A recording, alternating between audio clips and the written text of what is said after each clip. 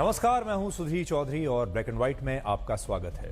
क्या आप भी टेलीग्राम ऐप का इस्तेमाल करते हैं? क्योंकि लोग पूछ रहे हैं कि क्या टेलीग्राम अब बहुत जल्द बंद हो जाएगा, और वो इसलिए क्योंकि टेलीग्राम के फाउंडर और सीईओ को फ्रांस की सरकार ने गिरफ्तार कर लिया है। उन पर कई तरह के आरोप हैं। उन्होंने आपत्तिजनक कंटेंट को इस ऐप से हटाया नहीं। टेलीग्राम पर चाइल्ड ट्रैफिकिंग और ड्रग ट्रैफिकिंग होने के आरोप लग रहे हैं। भारत की अगर बात करें तो अधिकतर क्वेश्चन पेपर लीक टेलीग्राम पर होते हैं। आतंकवादी भी टेलीग्राम का इस्तेमाल करते हैं और पोर्नोग्राफिक कंटेंट भी सबसे ज्यादा इसी ऐप पर दिखाई देता है। तो क्या टेलीग्राम को अब बंद कर देना चाहिए? टेलीग्राम रशिया की कंपनी है, टिकटॉक चाइना की कंपनी है। इन दोनों पर एक्शन होता है, लेकिन व्हाट्सएप पर एक्शन नहीं होता, फेसबुक पर नहीं होता, गूगल के किसी ऐप पर एक्शन नहीं होता। ऐसा क्यों, आज ये भी आपको बताएंगे। इसके बाद आपको कोलकाता लेकर चलेंगे, जहां रेप खत्म हो गया और राजनीति शुरू हो गई। ममता बनर्जी की सरकार ने आज प्रदर्शनकारी छात्रों पर बल प्रयोग किया है, और ये किसी भी देश या राज्य के लिए अच्छी बात नहीं है कि वहां के युवाओं को इस तरह से अपनी भावनाएं व्यक्त करने के लिए रोका जाए, उनकी भावनाओं को दबाया जाए। ये छात्र, ये युवा ना तो नौकरी मांग रहे थे, ना आरक्षण मांग रहे थे, वो इंसाफ मांग रहे थे, और वो भी उस महिला डॉक्टर के लिए जिसकी रेप के बाद हत्या कर दी गई। ममता बनर्जी को अगर आप ध्यान से देखें तो उनकी पूरी राजनीति जमीन से जुड़ी हुई रही है।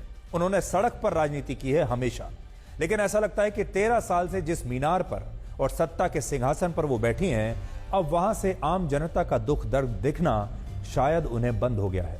और आखिर में आपको अवैध ई रिक्शा के आतंक से मुक्ति की हमारी नई मुहिम दिखाएंगे। देश के तमाम शहरों से शिकायतें आ रही हैं कि ई रिक्शा की बैटरी अवैध रूप से चार्ज की जाती है, जिससे बिजली चोरी होती है, और ई रिक्शा की पार्किंग भी अवैध रूप से हो रही है, जिससे आपके हिस्से की सड़क आपसे छीन ली जाती है। तो आज ई रिक्शा चार्जिंग और पार्किंग माफिया के खिलाफ हमारी मुहिम से आपको भी जरूर जुड़ना चाहिए। लेकिन सबसे पहले हम आपको यह बताएंगे कि इस लोकतंत्र में आपकी यानी आम लोगों की हैसियत क्या है। आज आप भी ये पूछिए, इस लोकतंत्र में आप 5 साल में एक बार वोट डालने जरूर जाते हैं, लेकिन आपकी हैसियत क्या है? आपके पास इतनी ताकत तो है कि आप अपने वोट से सरकारों को चुन सकते हैं और सरकारों को गिरा भी सकते हैं 5 साल में एक बार। लेकिन उन सरकारों से अपनी बेटियों और बहनों के लिए सुरक्षा और इंसाफ नहीं मांग सकते। उन सरकारों से इंसाफ नहीं मांग सकते, और अगर मांगेंगे भी तो वो आपको भीख में मिलेगी। आज कोलकाता में आम लोगों का एक बहुत बड़ा मार्च होना था, जिसे लोगों ने नबन्ना चलो का नाम दिया था। नबन्ना चलो क्यों? नबन्ना कोलकाता के पास हावड़ा में स्थित उस सचिवालय को कहते हैं जहां ममता बनर्जी यानी मुख्यमंत्री ममता बनर्जी और उनके तमाम मंत्रियों के दफ्तर हैं। कहने का मतलब, पश्चिम बंगाल की पूरी सरकार इस सचिवालय से चलती है, जिसका नाम है नबन्ना। और इसी सचिवालय में आज पश्चिम बंगाल के आम लोग, वहां के युवा, कोलकाता की महिला डॉक्टर को इंसाफ दिलाने के लिए विरोध प्रदर्शन करना चाहते थे। लेकिन ममता बनर्जी की सरकार ने इंसाफ के लिए सड़कों पर उतरे इन लोगों को आज लोकतंत्र में उनकी असली जगह दिखा दी, उनकी हैसियत आज उन्हें दिखा दी। इस पैदल मार्च को रोकने के लिए सरकार ने लोहे की दीवारें खड़ी करवाई, जिनमें लोहे के पाइप्स को इस तरह से सड़कों पर बैरिकेड्स के साथ बांधा गया था ताकि ये प्रदर्शनकारी इस बैरिकेड को पार ना कर पाए। और देखिए, उससे भी बड़ी बात, इन पाइप्स और बैरिकेड्स पर ग्रीस और तेल लगा दिया गया ताकि लोग इस पर चढ़कर सचिवालय तक ना पहुंच पाएं, ताकि लोग इस बैरिकेड को पार ना कर पाएं। इसलिए इस पर ग्रीस लगाई गई, चिकनाई इस पर लगाई गई ताकि लोग इसे हाथ ना लगा पाएं।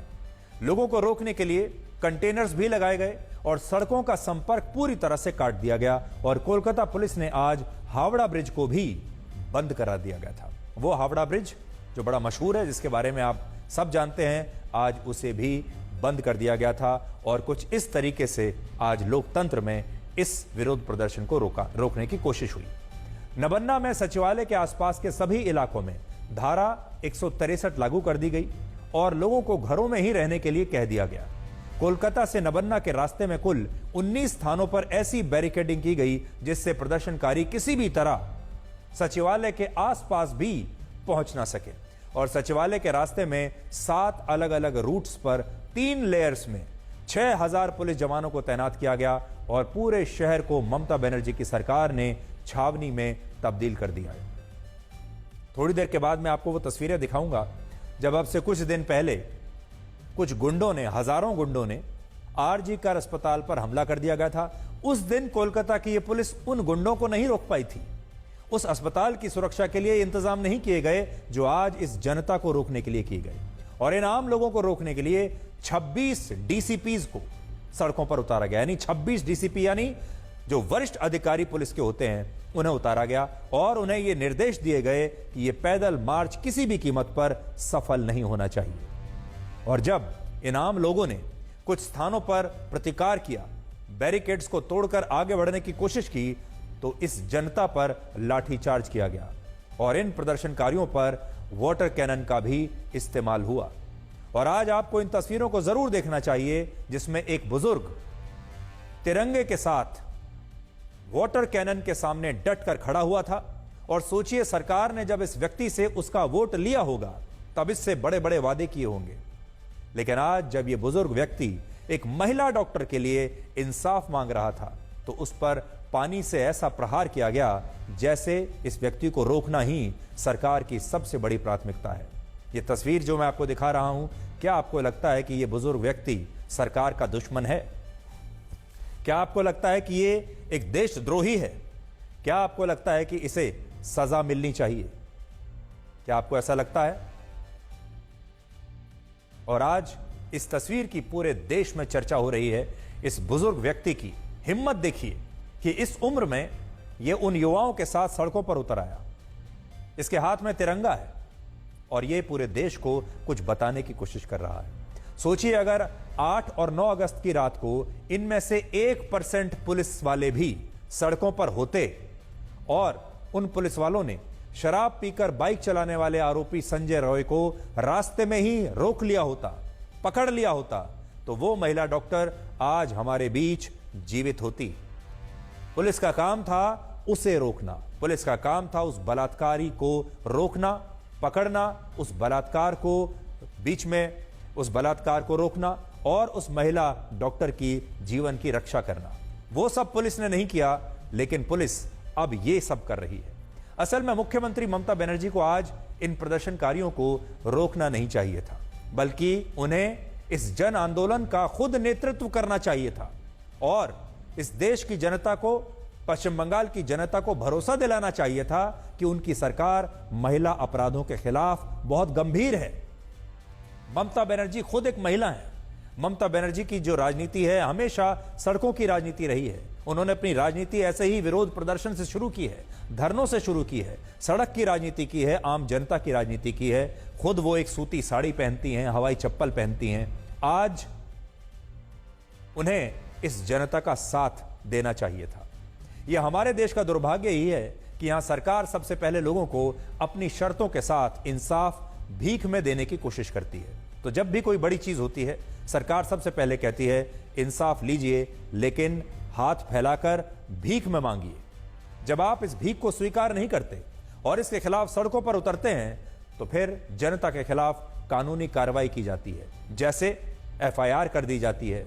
अगर आप कोई सरकारी कर्मचारी हैं और प्रदर्शनकारी बन गए हैं तो आपको नौकरी से निलंबित कर दिया जाता है।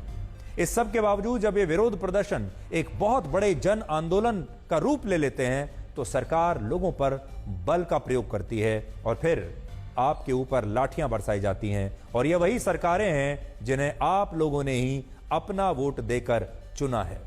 यही वो लोग हैं, ये जो सारे लोग आपको दिखाई दे रहे हैं, ये भी पश्चिम बंगाल के वोटर हैं और इनमें से बहुत सारे लोगों ने ममता बनर्जी को वोट दिया होगा आज का दिन देखने के लिए। और आखिर में जब सरकारें इन जन आंदोलनों को रोक नहीं पाती तो फिर ये बड़े बड़े नेता ये कहते हैं कि ये आम लोग असल में जनता है ही नहीं, ये विपक्षी दलों के खरीदे हुए लोग हैं, ये विपक्षी पार्टियों के कार्यकर्ता हैं और ये जन आंदोलन असल में एक राजनीतिक आंदोलन है। और फिर वो ये कहने लगते हैं कि जो जनता उनके सामने प्रदर्शन कर रही है ये विपक्षी पार्टियों के लोग हैं और उनके खिलाफ कोई बहुत बड़ा राजनीतिक षड्यंत्र चल रहा है। और इस प्रकार सत्ता में बैठे बड़े बड़े नेता जमीन पर जनता के मूड को भांपने से चूक जाते हैं और उन्हें हर चीज में एक राजनीतिक षड्यंत्र दिखने लगता है। और इस समय पश्चिम बंगाल में बिल्कुल यही हो रहा है। ममता बनर्जी को ये आंदोलन का जो गुस्सा है, जो आक्रोश है, ये महसूस नहीं हो रहा और वो इसे सिर्फ एक राजनीतिक षड्यंत्र मान रही है। ममता बनर्जी पिछले 13 वर्षों से पश्चिम बंगाल की मुख्यमंत्री हैं और 13 साल का समय बहुत लंबा समय होता है। 13 साल में सत्ता की आदत पड़ जाती है। 13 साल में व्यक्ति यह सोचने लगता है कि वो तो सिर्फ राज करने के लिए ही पैदा हुआ है और उनका राज कभी समाप्त नहीं होगा।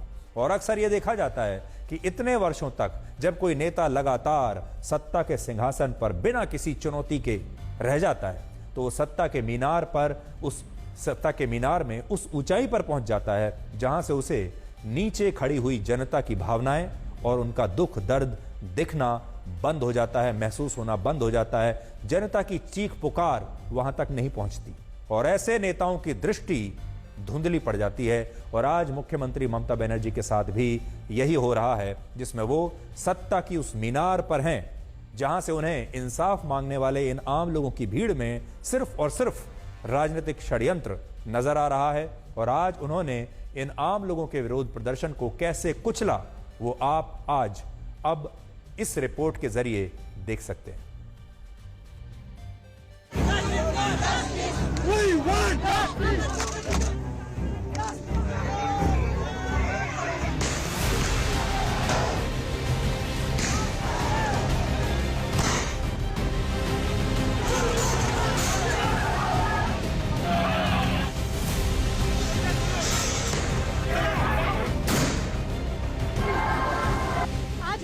अभियान के प्रोटेस्ट मार्च को लेके आप देख सकते हैं कि कलकत्ता पुलिस का क्रैकडाउन चल रहा है। जो प्रोटेस्टर्स आ रहे थे उनको डिटेन कर लिया गया है। इसके अलावा जो यहाँ पे टियर गैस शेलिंग है वो शेलिंग्स भी कंटिन्यू हो रही है।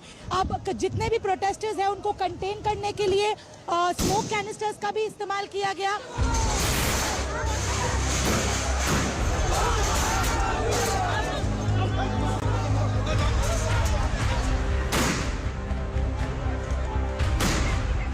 जैसे ही बैरिकेड तोड़ने की कोशिश की गई और एक हिस्से को तोड़ा गया, पुलिस ने वहां पर कार्रवाई की है, आंसू गैस के गोले दागे गए हैं। उसके बाद जो हम दिखा रहे हैं कि पुलिस किस तरीके से इस भीड़ को खदेड़ने में जो आगे बढ़ चुकी है। आपने देखा कि किस तरीके से थोड़ी देर पहले लाठी चार्ज किया गया, उसके अलावा जो है वाटर कैनन को आगे बढ़ाया गया।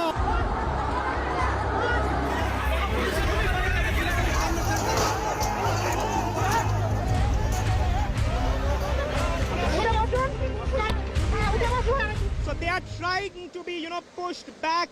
Now, water cannons are being used. Now, we do hear that there are tear shells now.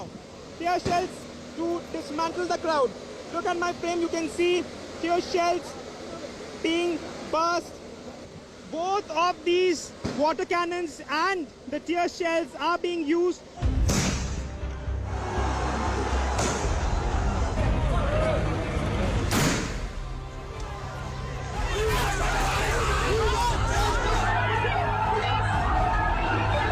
तो मंजर हम दिखा रहे हैं कि सातरागाछी सबवे जो है उसके अंदर जाकर पुलिस कार्रवाई कर रही है। श्याम थोड़ा आ गया, ये दिखाएंगे कि सातरागाछी सबवे यानी जो रास्ता रेलवे स्टेशन की तरफ जाता है उसके अंदर से पुलिस निकल रही है। तो जो भीड़ था उन्हें खदेड़ कर अंदर भेज दिया। तो आज देखिए कोलकाता की पुलिस एक नए ही अवतार में आज आपको नजर आ रही थी। आज कोलकाता की पुलिस बड़ी एक्टिव थी। ऐसा लग रहा था कि जैसे किसी विदेशी ताकत ने पश्चिम बंगाल पर हमला कर दिया हो। अब जरा 14 अगस्त की तस्वीरें देखिए। एक तरफ आज की तस्वीर और दूसरी तरफ 14 अगस्त की तस्वीर। आरजी कर अस्पताल पर जब हजारों गुंडों ने 14 अगस्त की रात को हमला कर दिया था, उस दिन कोलकाता की पुलिस कुछ नहीं कर पाई, असहाय खड़ी रही और इन हजारों गुंडों को रोक नहीं पाई, इस अस्पताल की रक्षा नहीं कर पाई और यहां मौजूद लोगों की, डॉक्टरों की रक्षा नहीं कर पाई। और इन गुंडों ने जैसे चाहे वैसे तोड़फोड़ की और इस अस्पताल में अपनी मनमानी की। लेकिन जब आम जनता सड़कों पर उतरती है, जब इस देश के युवा सड़कों पर उतरते हैं, अपने हक की बात करते हैं, अपना हक मांगते हैं, अपना इंसाफ मांगते हैं, तो वही कोलकाता पुलिस न जाने कहां से निकल कर आ जाती है और हजारों की संख्या में उसके बाद वो इस जनता पर आंसू गैस के गोले छोड़ती है, लाठियां बरसाती है, उन्हें रोकने की हर संभव कोशिश करती है। और ऐसा लगता है जैसे पुलिस ये बताने की कोशिश कर रही है कि ये जनता यहां की नहीं है, ये लोग विदेश से आए हैं या फिर ये कोई देशद्रोही हैं जो इस देश को तोड़ने की षड्यंत्र लेकर यहां पर आए हैं। इसी महीने मुख्यमंत्री ममता बनर्जी ने जब इस महिला डॉक्टर को इंसाफ दिलाने के लिए खुद पैदल मार्च किया था, तब उन्हें पुलिस ने रोकने के लिए कोई बैरिकेड नहीं लगाए थे, उन्हें रोकने की जरा कोशिश नहीं की। लेकिन आज जब पश्चिम बंगाल के आम लोग और छात्र सड़कों पर निकले और उन्होंने भी इसी महिला डॉक्टर को इंसाफ दिलाने के लिए एक पैदल मार्च किया, तो वही ममता बनर्जी उन्हें रोकने के लिए पूरे शहर को एक किले में तब्दील कर देती हैं और उन पर बल प्रयोग भी करती हैं। तो जिस दिन से यह घटना हुई है, इस शहर में 2 पैदल मार्च हुए हैं। एक पैदल मार्च वो जो आज हुआ और दूसरा वो मार्च, वो विरोध प्रदर्शन जो खुद ममता बनर्जी ने किया था। आप देखिए, आज मैं आपको ममता बनर्जी का एक पुराना ट्वीट दिखाना चाहता हूं और बड़ी स्क्रीन पर आप इस ट्वीट को पढ़िए जरा। यह ममता बनर्जी ने ट्वीट किया था, जरा देखिए और मैं आपको पढ़कर बताता हूं। यह 13 फरवरी 2024 का उनका एक सोशल मीडिया पोस्ट है जिसमें वो लिखती हैं, how can our country progress when the farmers are attacked with tear gas shells for fighting for their basic rights? I strongly condemn the brutal assault on our farmers by the BJP. अब आप देखिए, उनकी जो भाषा है वो कहती हैं कि जब किसानों पर आंसू गैस के गोले छोड़े गए, मैं उसकी भर्त्सना करती हूं क्योंकि किसान अपने बुनियादी हक मांग रहे थे। लेकिन अब जो मेरे पीछे आप तस्वीर देख रहे हैं, ये जो पानी छोड़ा जा रहा है, आंसू गैस के गोले छोड़े जा रहे हैं और लाठी चार्ज हो रहा है, ये भी वही ममता बनर्जी करवा रही हैं आम जनता पर, पश्चिम बंगाल के युवाओं पर, वहां के डॉक्टरों पर। और ये सारे लोग लोकतंत्र में जो इन्हें हक दिए गए हैं, उन हक का इस्तेमाल भी कर रहे हैं और उन्हीं की लड़ाई भी लड़ रहे हैं। तो ऐसा कैसे हो सकता है कि हमारे ही देश में 2 सिद्धांत बन जाए? ममता बनर्जी ने हमेशा आम आदमी की राजनीति की है, वो हमेशा आम आदमी जैसी दिखती रही हैं, हमेशा उन्होंने यही विरोध प्रदर्शनों की राजनीति की है। वो एक बहुत सिंपल सूती साड़ी पहनती हैं, हवाई चप्पल पहनती हैं, आम जनता की तरह छोटी गाड़ी में चलती हैं और 13 साल में सत्ता में रहने के बाद अब वो जनता के उसी दुख दर्द और भावनाओं से शायद दूर हो गई है। आज ममता बनर्जी को इन युवा छात्रों के साथ मिलकर यह विरोध प्रदर्शन करना चाहिए था। आज ममता बनर्जी को इस विरोध प्रदर्शन का नेतृत्व करना चाहिए था, खुद सबसे आगे उन्हें रहना चाहिए था। और पश्चिम बंगाल और देश की जनता ने हमेशा उन्हें इसी रूप में तो देखा है और यही रूप देखकर इस देश की जनता ने और पश्चिम बंगाल की जनता ने उन्हें इतना बड़ा नेता बनाया। उन्होंने यही राजनीति की है हमेशा, लेकिन दुर्भाग्यवश आज वो एक शासक की तरह सोच रही हैं और एक शासक की तरह ही वो व्यवहार कर रही है। आज मैं आपको 31 साल पुरानी कुछ तस्वीरें दिखाना चाहता हूं, जब वर्ष 1993 के एक रेप मामले में ममता बनर्जी ने इसी तरह कोलकाता के सरकारी सचिवालय में 3 घंटे तक वहां पर धरना दिया था और इसके बाद उन्हें पुलिस ने सचिवालय से खदेड़ कर बाहर निकाल दिया था। पुरानी तस्वीर आपको दिखा रहा हूं। यह बात उस समय की है जब पश्चिम बंगाल के नादिया जिले में सीपीएम के एक नेता ने एक मूक और बधिर महिला के साथ बलात्कार किया और ममता बनर्जी उस वक्त यूथ कांग्रेस की अध्यक्ष थी और केंद्र में कांग्रेस की सरकार में मंत्री भी थी। और 1993 की इस घटना के बाद ममता बनर्जी इस रेप पीड़ित महिला को अपने साथ लेकर कोलकाता की राइटर्स बिल्डिंग में तत्कालीन मुख्यमंत्री ज्योति बासु के चेंबर के बाहर धरने पर बैठ गई और जिस महिला का रेप हुआ था उसे अपने साथ ले आई और उन्होंने सीपीएम के आरोपी नेता के खिलाफ एफआईआर दर्ज करने की मांग की थी।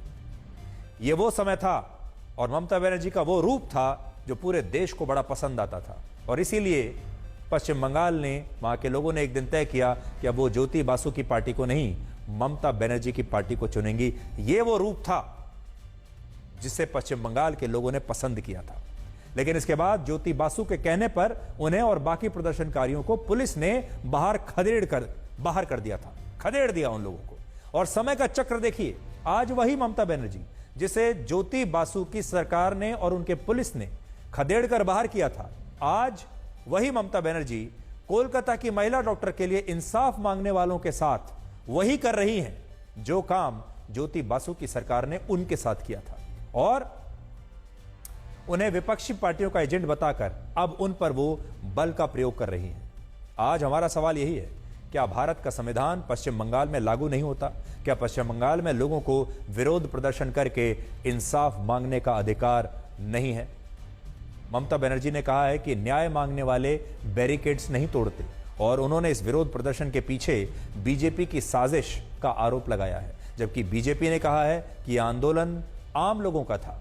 और अब 28 अगस्त को बीजेपी ने बंगाल में 12 घंटे का बंद बुलाया है और इसके विरोध में राज्य सरकार ने भी एक अधिसूचना जारी करके यह कह दिया है कि इस बंद के दौरान सभी सरकारी दफ्तर खुले रहेंगे और सभी सरकारी कर्मचारियों को अपने दफ्तरों में उपस्थित रहना होगा, वरना उनके खिलाफ कार्रवाई की जाएगी।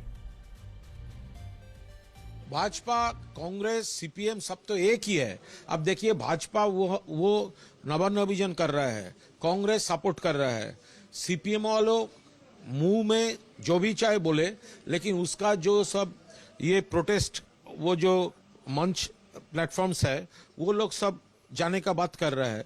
तो तृणमूल का खिलाफ, बंगाल का खिलाफ ये एनआरकी क्रिएट करने के लिए ये तो सब राम बाम सब एक हो रहा है। 10 फीट तक रोल लगाया गया, जो बैरिकेड जिसे बोलते हैं, उसको लगाया गया और उसको और भी मजबूत करने के लिए सीमेंटिंग, वेल्डिंग और उसके साथ बोरे में सैंड भर के उसको बीच में रखा गया। ये लग रहा था उसके साथ साथ आपका सीसीटीवी, ड्रोन, ऐसा लग रहा था कि भारत के कलकत्ता में कोई जंग होने वाला है और पाकिस्तान की आर्मी घुसकर अटैक करेगा। इसका मुकाबला करने के लिए पश्चिम बंगाल की सरकार की तैयारी चल रही है। ये जो नबन्ना मार्च है, ये क्या है? ये कोई छात्र है? ये तो पूरा आरएसएस बीजेपी स्पॉन्सर्ड जुलूस है आज, और सबने देखा है। ये लोग कहीं महिलाओं के लिए इनकी चिंता है, सवाल ही पैदा नहीं होता है। कभी भी आंदोलन में नहीं रहे और ये पूरे तौर पर बीजेपी आरएसएस स्पॉन्सर्ड मार्च है। हम बिल्कुल इसके साथ नहीं हैं। जब आप सत्ता के मीनार पर वर्षों तक उस सिंहासन पर बैठे रहते हैं, तब यही होता है। जब जनता आपके खिलाफ विद्रोह करती है, जब जनता आपसे अपनी नाराजगी जताती है, जब जनता आपसे अपना हक मांगती है, तो आपको लगता है कि ये एक राजनीतिक षड्यंत्र है। आपको आम जनता में अपने वोटर दिखने बंद हो जाते हैं और आप कहते हैं कि ये तो राजनीति से प्रेरित है। हर बड़े नेता के साथ यही होता है। हर बड़ी पार्टी जो बहुत वर्षों से सत्ता में है, उसके साथ यही होता है। ममता बनर्जी भी 13 वर्षों से, अब आप सोच लीजिए, लगभग सत्ता में है और 13 वर्ष ये ऐसे रहे हैं उनके, जिसमें विरोध के नाम पर कोई उनके सामने अभी तक आ नहीं पाया। किसी पार्टी में इतना दम नहीं कि वो उन्हें बहुत बड़ी चुनौती दे सके। 13 साल तक उन्होंने ऐसे शासन किया है जैसे उनके सामने कोई है ही नहीं, कोई चुनौती ही नहीं है। और अब इतने वर्षों तक कुर्सी पर बैठने के बाद, सत्ता में रहने के बाद, अब ममता बनर्जी को लोगों का ये गुस्सा और रोष दिखना बंद हो गया है। आज हम ये कहना चाहेंगे कि कोलकाता के जो युवा हैं, पश्चिम बंगाल के जो लोग हैं, जनता है, इन्हें पूरे देश का समर्थन चाहिए और ममता बनर्जी को असल में ये करना चाहिए था कि वो खुद इस प्रदर्शन का नेतृत्व करती, अपने पुराने रूप में वो आ जाती।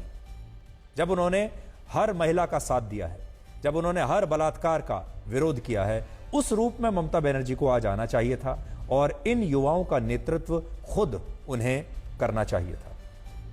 अब इसके बाद क्या होगा? ममता बनर्जी के जो बाकी के घटक दल हैं, जैसे राहुल गांधी, राहुल गांधी हर जगह आपने देखा होगा, वो जाते हैं, अपनी चिंता जताते हैं। उन्हें युवाओं की रोजगार की बड़ी चिंता है, युवाओं की चिंता है, पिछड़ों की बड़ी चिंता है, महिलाओं की उन्हें बड़ी चिंता है। अब राहुल गांधी से हम ये कहना चाहेंगे कि उन्हें कोलकाता एक बार जरूर जाना चाहिए और देश के इन युवाओं का समर्थन उन्हें करना चाहिए। इसी मामले में आज एक और बड़ा खुलासा यह हुआ है कि 8 और 9 अगस्त की रात को इस रेप का आरोपी संजय रॉय जिस मोटरसाइकिल से अपने दोस्त के साथ शराब पीने के लिए गया, फिर उसी मोटरसाइकिल से रेड लाइट एरिया में गया और फिर उसी मोटरसाइकिल से के दौरान उसने एक और लड़की के साथ छेड़छाड़ की। यह मोटरसाइकिल असल में कोलकाता के पुलिस कमिश्नर के नाम पर रजिस्टर्ड है। इस पर कोलकाता पुलिस ने अपना स्पष्टीकरण दिया है और कहा है कि यह बात तो सही है कि यह कोलकाता पुलिस कमिश्नर के नाम पर रजिस्टर्ड है, लेकिन कोलकाता पुलिस जितने भी वाहनों का इस्तेमाल करती है वो सभी वाहन पुलिस कमिश्नर के नाम पर ही रजिस्टर्ड होते हैं और ये बाइक भी उन्हीं में से एक थी। और क्योंकि संजय रॉय कोलकाता पुलिस के लिए एक सिविक वॉलंटियर का काम करता था, इसलिए ये बाइक उसके पास थी। हमारा सवाल यह है कि अगर संजय रॉय ने कोलकाता पुलिस की इस बाइक का इस्तेमाल उस रात को रेड लाइट एरिया जाने के लिए किया, शराब पीने के लिए जाने के लिए किया, सड़क पर चलते हुए लड़की से छेड़छाड़ करने के लिए किया और इसी बाइक से वो कोलकाता के आरजी कर अस्पताल पहुंचा और फिर हो सकता है ये बलात्कार करने के बाद बचने के लिए भी इसी बाइक का इस्तेमाल किया। ये जो बाइक है कोलकाता पुलिस की, ये तो असल में लोगों की रक्षा के लिए खरीदी गई होगी। इस बाइक को खरीदने के पीछे मंशा क्या थी? सरकारी कामकाज, पुलिस का जो भी सरकारी कामकाज होगा, पेट्रोलिंग, लोगों की रक्षा। लेकिन आप सोचिए कोलकाता पुलिस की इस मोटरसाइकिल का इस्तेमाल कहां हो रहा है? शराब पीने के लिए, रेड लाइट एरिया में जाने के लिए, लड़कियों को छेड़ने के लिए, उसके बाद बलात्कार करने के लिए, उस अस्पताल पहुंचने के लिए और फिर उस बलात्कार और मर्डर के बाद बचने के लिए। आपको ऐसा लगेगा जैसे आप कोई फिल्म देख रहे हैं और जिसमें आपको ऐसा लगता है कि असल में हमारे टैक्स पेयर के पैसे से ये मोटरसाइकिलें, ये जो पुलिस है, ये कैसे चलती है? हमारे टैक्स पेयर के पैसे से, इस वोटर के पैसे से। और फिर ये जो मोटरसाइकिल है उसी वोटर की बेटी के बलात्कार के काम आ रही है। अगर इस बाइक का इस्तेमाल आरोपी संजय रॉय गलत कामों के लिए कर रहा था तो क्या इसके लिए कोलकाता पुलिस भी जिम्मेदार नहीं है? लेकिन होगा यही, कोलकाता पुलिस कहेगी कि हम इसके लिए जिम्मेदार नहीं हैं। इसलिए कोलकाता में जो कुछ हो रहा है, देखिए आज रेप तो खत्म हो गया, राजनीति शुरू हो गई। और हमारे देश में जो हमारी व्यवस्थाएं हैं, लोकतंत्र की जो कमियां हैं, कैसे हमारे देश में जो नेता हैं वो वोट लेने के बाद वोटर्स को पूछते भी नहीं हैं, वो सारी चीजें आपको इस घटनाक्रम में दिखाई देंगी। अब हम बढ़ते हैं अपनी अगली खबर पर। अगर आप भी अपने शहर में ई रिक्शाओं से परेशान हैं, अगर आपको भी लगता है कि आपके राज्य में, आपके शहर में, आपके जिले में, आपके मोहल्ले में ई रिक्शा वाले अवैध पार्किंग करते हैं और अवैध बैटरी चार्जिंग करते हैं और ये एक रैकेट चल रहा है और उन्होंने आपके हिस्से की सारी सड़कों को घेर लिया है, आपके हिस्से की जो बिजली है वो चोरी होकर ई रिक्शा को चार्ज करने के लिए इस्तेमाल हो रही है, तो आपको हमारा आज का ये विश्लेषण ना सिर्फ देखना चाहिए बल्कि आज आप भी ई रिक्शाओं के इस चार्जिंग और पार्किंग माफिया के खिलाफ हमारी मुहिम में शामिल हो सकते हैं, क्योंकि अब इसके खिलाफ आवाज उठाने का समय आ गया है।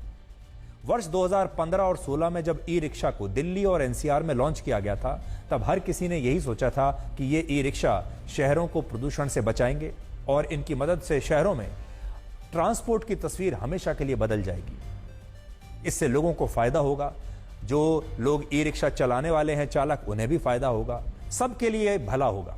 लेकिन आज लगभग 9 वर्षों के बाद ये ई रिक्शा अब जानलेवा बन चुके हैं, जनता इनसे दुखी हो चुकी है और हमारे देश के अलग अलग शहरों में इनके कारण लोग मर रहे हैं, उनकी जानें जा रही हैं, उनके हिस्से की सड़कें जा रही हैं, उनके पार्किंग समाप्त हो चुकी है और उनके हिस्से की बिजली चोरी होकर ये ई रिक्शाओं को मुफ्त में चार्ज करने के काम आ रही है। इसलिए अब देश की सड़कों को भी इन ई रिक्शाओं ने निगलना शुरू कर दिया है और ये सब कुछ पैसे के लालच में।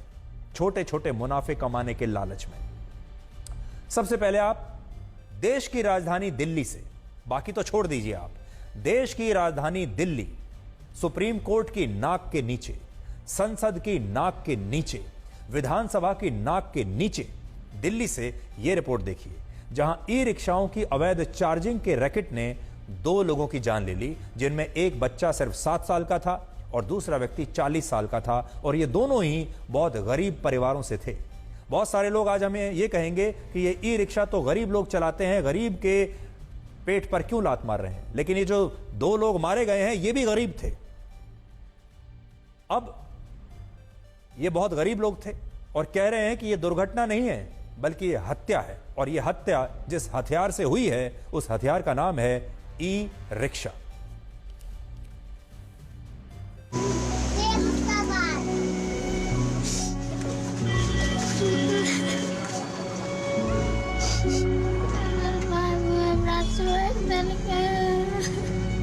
तो सुबह के वक्त जब वो यहाँ सरकारी टॉयलेट के पास पहुंचा तो यहाँ पर तमाम जो ई रिक्शा से जो कि चार्ज हो रहे थे, यहाँ पर जितने भी ई रिक्शा से टॉयलेट से आप देख सकते हैं कि तमाम जो यहाँ पे झुग्गी में रहने वाले लोग हैं इसका इस्तेमाल करने के लिए आते थे, उसी के चपेट में जब यहाँ पे बच्चा गुजर रहा था उसकी करंट लगने से ई रिक्शा की चपेट में आते के साथ ही वो ई रिक्शा को पास करते हुए यहाँ से जा रहा था, तभी वो उस ई रिक्शा को जैसे उसने टच करा तो करंट लगा और जिसके कारण उस बच्चे की जान चली गई। बच्चा शौचालय गया था, वो शौचालय का गेट एनी बंद रहता है एकदम, एनी टाइम वो रिक्शा लगा के ही रखते हैं वहाँ पे, पूरा कवर कर देते हैं गेट को। बच्चे ने, वो तो नया था बेचारा, वो अब वो पहले भी कितने हादसा हो चुके हैं, लेकिन वो बेचारा सोचा कि मैं इस साइड से चला जाऊँगा, थोड़ा सा गैप था, वो उसी में बच्चा था, रिक्शे में हाथ रख दिया, बस करंट ने झटके ने उसको खींच लिया होगा। ये ई रिक्शा में ही करंट था इनको, ये आज से नहीं, ये बहुत दिनों से इनका ना करंट मतलब फैला ही रहता है हर रिक्शे में, ऐसा इनका एक भी रिक्शा नहीं जिसमें करंट नहीं आता हो।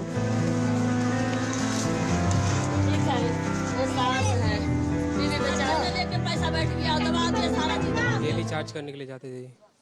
उस दिन ऐसा था कि उन्होंने लाइन ठीक करवाया था और लगभग जितनी वहाँ रिक्शा खड़ी थी सारे में करंट आ रहा था, और फिर 1-2 घंटे के बाद उन्होंने चेकअप करवा के फिर वो सही करवा दिया। कैसे उसने गोदाम वाले ने लगाया तार, लड़का को कुछ कंफ्यूज हो गया, चप्पल खोल के उसने रिक्शा पर बैठ के सोचा कि हम निकालेंगे, वो लड़का वहीं पर मतलब कि मछली की तरह तड़पने लगा, किसी लड़का ने उसको पकड़ के हटाने गया, वो लड़का भी झटका मारा उसको, फेंक दिया।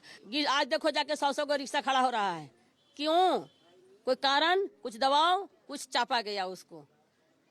करोड़ अरबपति है गोदाम वाले, उसको पैसे से दाव दिया गया सच्चों ने आज तक मतलब कि कार्रवाई आज तक नहीं हुआ इसका।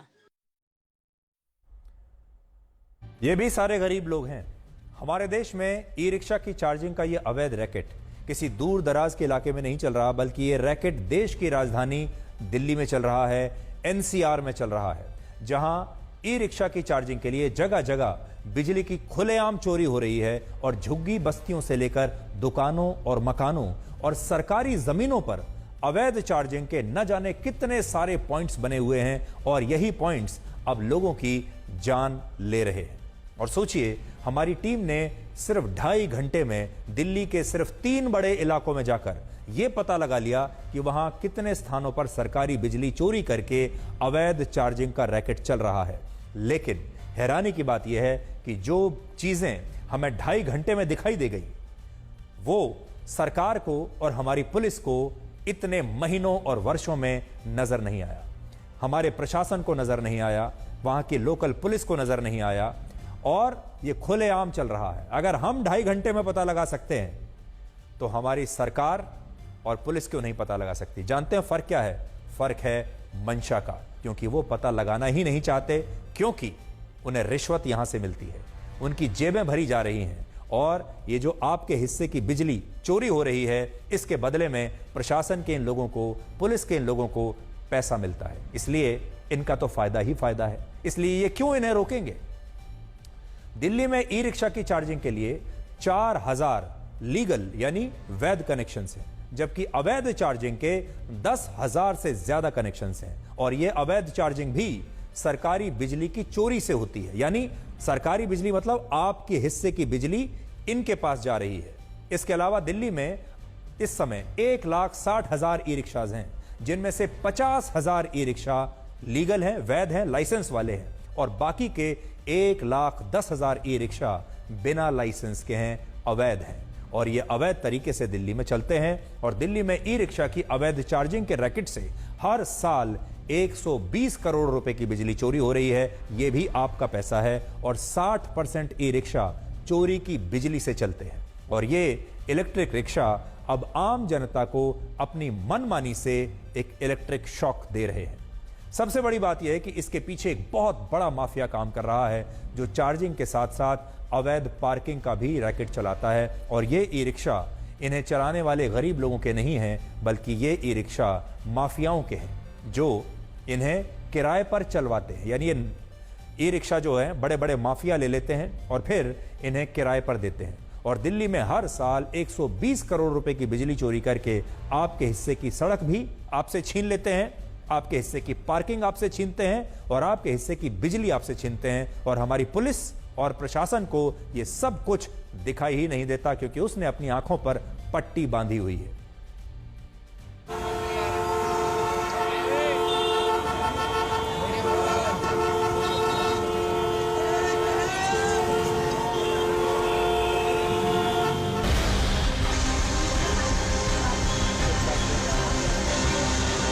इस वक्त हम शालीमार बाग में मौजूद हैं। आप तस्वीरों में देख सकते हैं कि ये ई रिक्शा हैं, जिनकी बैटरी को फिलहाल जो है वो चार्ज किया जा रहा है। लेकिन ये चार्ज किस तरीके से किया जा रहा है, आप देख सकते हैं कि किस तरीके से खुले में ये तमाम तारें जो हैं वो यहाँ पर लटकी हुई हैं।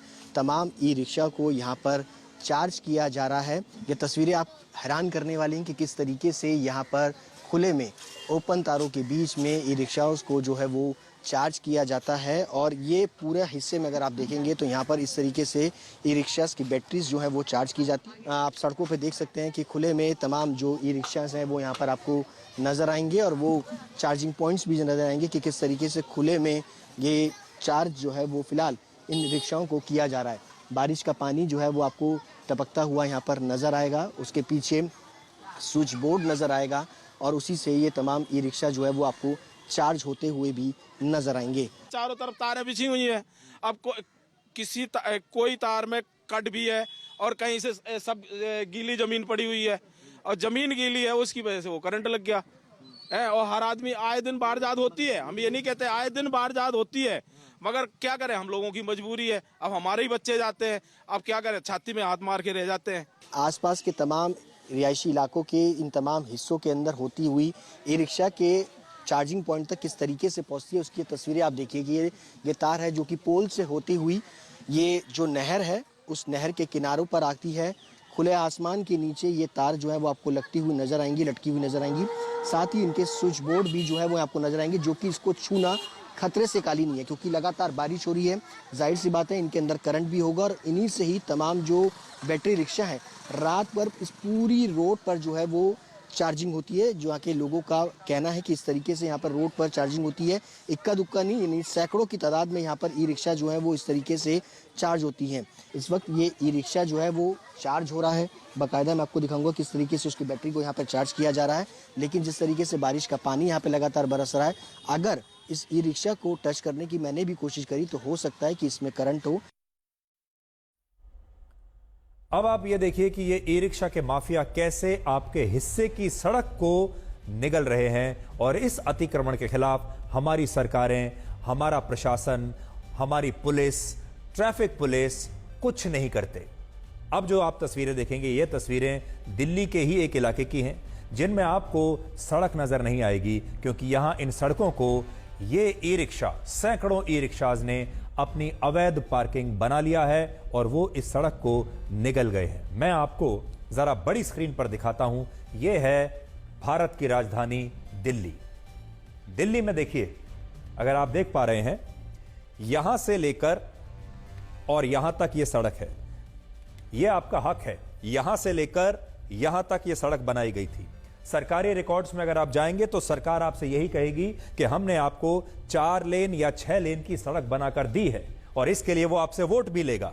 लेकिन इतनी चौड़ी सड़क में से आप देख लीजिए, यहां से लेकर यहां तक, ये आप देखिए, ये ई रिक्शा की पार्किंग ने सड़क को घेर लिया है और आपके लिए जो सड़क बची है वो है ये।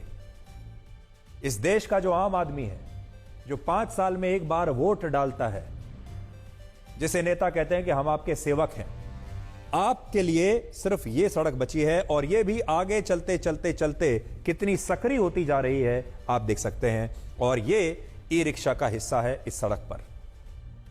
यह है सच्चाई। तस्वीरें झूठ नहीं बोलती हैं, लेकिन ये तस्वीरें ना तो दिल्ली की सरकार को दिख रही हैं, ना प्रशासन को दिख रही हैं और ना पुलिस को दिख रही हैं, ना ही ट्रैफिक पुलिस को दिख रही हैं। और इस देश की जो जनता है, दिल्ली की जो जनता है, वो टैक्स देती है, जीएसटी देती है, बहुत सारे लोग इनकम टैक्स भी देते हैं। आप जो भी चीज खरीदते हैं आज, अगर एक छोटा से छोटा टूथपेस्ट भी खरीदते हैं, चप्पल जूता भी खरीदते हैं, अगर कोई कपड़ा भी खरीदते हैं, खाने पीने की कोई चीज खरीदते हैं, आप हर चीज पर टैक्स देते हैं और उसी टैक्स से ये सड़कें बनती हैं। और फिर वही सड़कें जो आपके पैसे से बनती हैं, आपसे कब छीन ली जाती हैं आपको पता ही नहीं। तो आज आप सोचिए, ये ई रिक्शा वाले आपकी बिजली चुराकर मुफ्त में अपनी ई रिक्शा चार्ज करते हैं, आपकी सड़क चुराकर मुफ्त में अपने ई रिक्शा को पार्क करते हैं और आपसे, जब आप इनके ई रिक्शा में बैठते हैं, आपसे पूरा पैसा लेते हैं, जबकि इनकी कोई लागत है ही नहीं।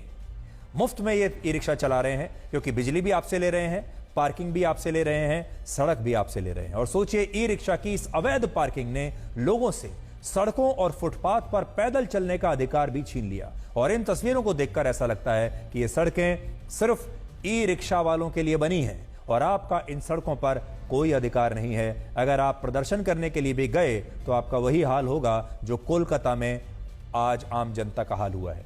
ये ई रिक्शा सड़कों को घेर कर दिन भर ऐसे ही खड़े रहते हैं।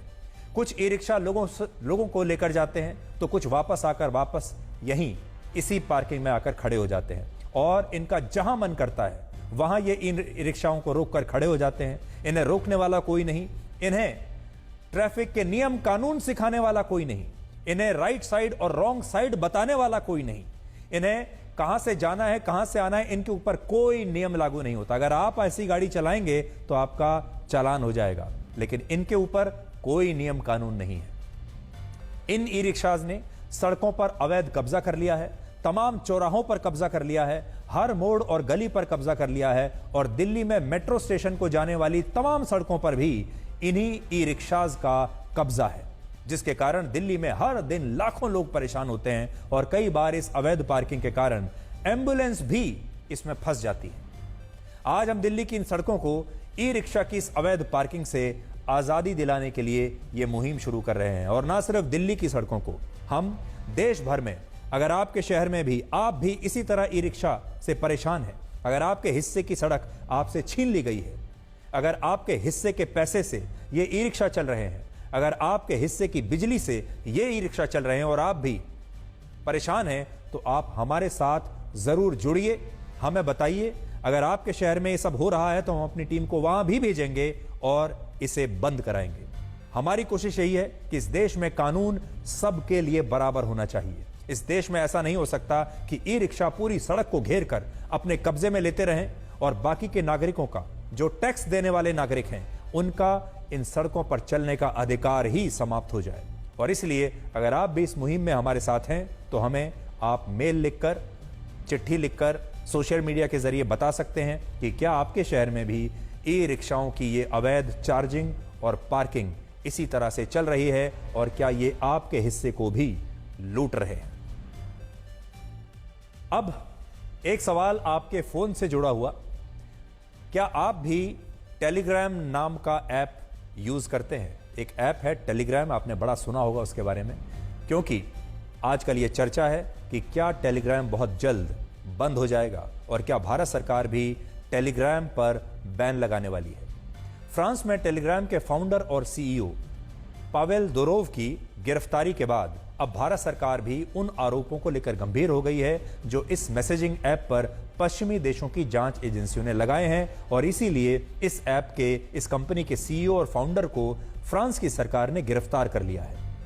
उन पर आरोप है कि टेलीग्राम की मदद से गलत सूचनाएं फैलाई जाती हैं, फेक न्यूज फैलाई जाती है, इस पर चाइल्ड ट्रैफिकिंग हो रही है, ड्रग ट्रैफिकिंग हो रही है, साइबर फ्रॉड्स हो रहे हैं, पोर्नोग्राफी हो रही है और आतंकवाद समर्थित सामग्रियां और कंटेंट को बढ़ावा इस पर दिया जा रहा है। और इस कंपनी के सीईओ पावेल दुरोव इसे रोकने में नाकाम रहे हैं, जिसके कारण फ्रांस में उन्हें गिरफ्तार कर लिया गया।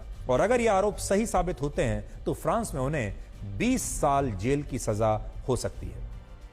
अब बड़ा सवाल यह है कि इस कंपनी के मालिक को, फाउंडर को और सीईओ को जब गिरफ्तार कर लिया गया है तो फिर इस कंपनी का भविष्य क्या होगा।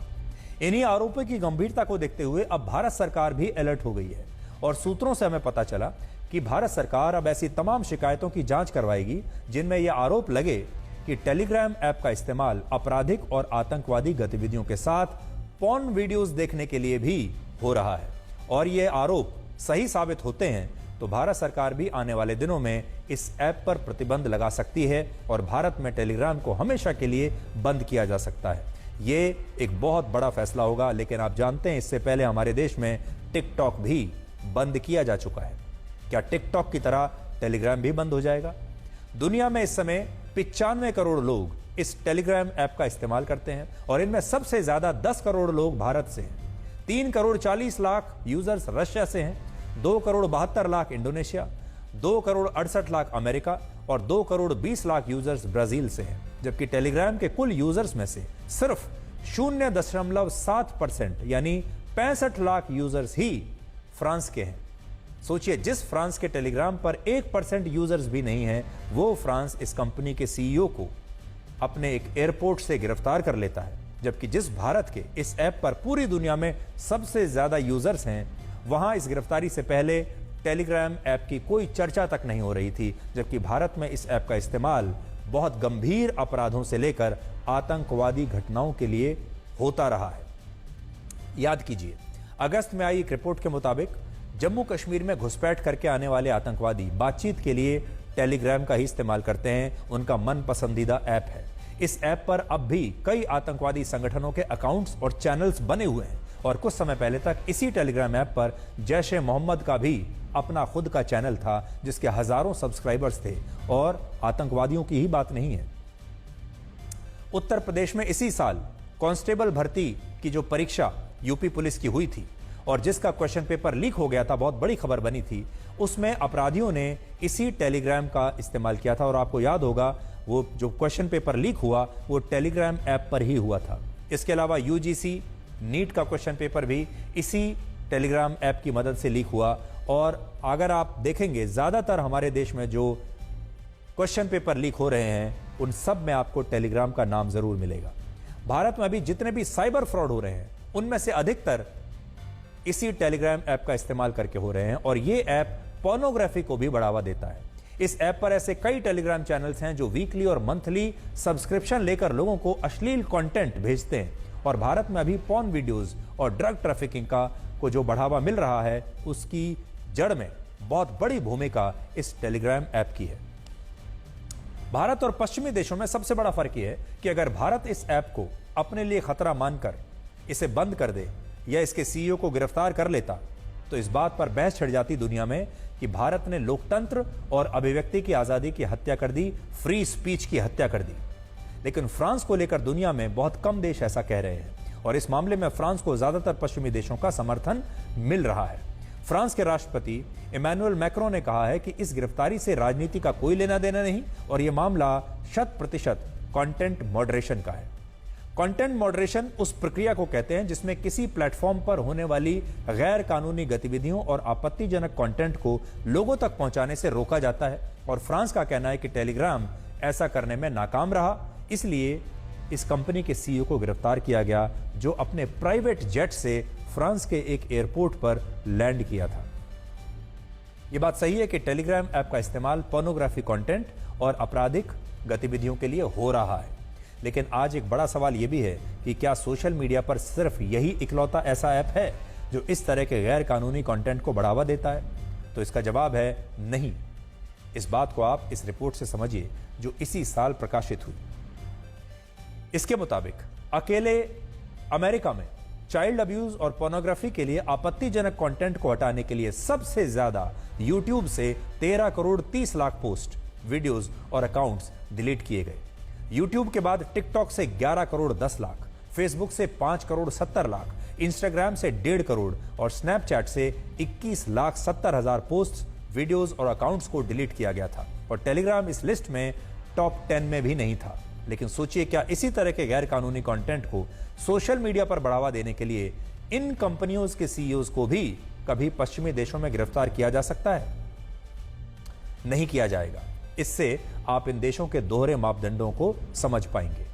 असल में यूट्यूब, फेसबुक, इंस्टाग्राम, गूगल और व्हाट्सएप जैसे तमाम सोशल मीडिया प्लेटफॉर्म्स अमेरिका के हैं और इन सोशल मीडिया प्लेटफॉर्म्स पर वही हो रहा है जो टेलीग्राम पर होता है। लेकिन इन कंपनियों के खिलाफ इसलिए कार्रवाई नहीं होती क्योंकि ये अमेरिका से है। टेलीग्राम ऐप रशिया का है और टिकटॉक चाइना का है। रशिया के ऐप के खिलाफ कार्रवाई आपने कर ली, आपने चाइना के खिलाफ कर ली, लेकिन अपने देश में जो कंपनियां हैं उनके खिलाफ कोई कार्रवाई नहीं। एक बड़ा सवाल आज फ्री स्पीच का भी है, जिसका ये बड़ी बड़ी कंपनियां फायदा उठाती हैं, क्योंकि तमाम बड़ी कंपनियां ये कहती हैं कि हम फ्री स्पीच को बढ़ावा देते हैं, इसलिए हमें हाथ मत लगाइए। हम प्रिवेसी की रक्षा कर रहे हैं, इसलिए हमें हाथ मत लगाइए। इन तमाम कंपनियों ने एक ऐसा एल्गोरिथम बनाया है जिसमें यह ताकत इन कंपनियों के पास होती है, ये पावर उन कंपनियों के पास होती है कि वो किसका नैरेटिव आप तक पहुंचाना चाहते हैं, कौन सी विचारधारा आप तक पहुंचाना चाहते हैं, कौन सी विचारधारा को दबा देना चाहते हैं। उदाहरण के लिए रशिया और यूक्रेन में किस विचारधारा को आप तक पहुंचाया जाएगा, इजराइल और गाजा के युद्ध में किसका पक्ष आप तक ज्यादा पहुंचेगा, बांग्लादेश में खालिदा जिया और शेख हसीना में से किसका पक्ष लोगों तक ज्यादा पहुंचेगा और किसका दबा दिया जाएगा, भारत में किस पार्टी और विचारधारा का नैरेटिव आप